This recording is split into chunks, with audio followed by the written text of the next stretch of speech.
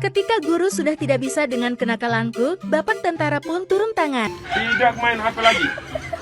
Lalu yang kedua, saya mulai hari ini rajin ke sekolah. Saya tidak apa lagi. Kalau saya melanggar,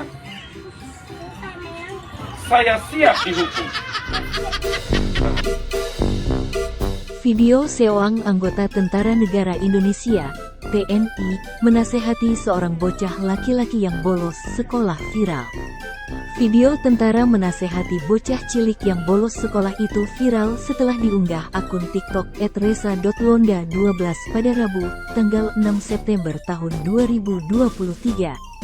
Dalam video itu tampak seorang anggota TNI berpakaian loreng lengkap datang ke rumah si bocil. Bocil laki-laki itu duduk dan merasa kesal saat didatangi oleh TNI tersebut. Saat ditanya, anak itu mengaku tak sekolah karena gurunya sakit. Oknum TNI itu pun meminta si bocil itu untuk berdiri dengan sikap sempurna. Anak kecil itu pun diminta untuk berjanji tidak mengulangi perbuatannya lagi. Tidak main HP lagi. Lalu yang kedua, saya mulai hari ini rajin ke sekolah. Saya tidak apa lagi.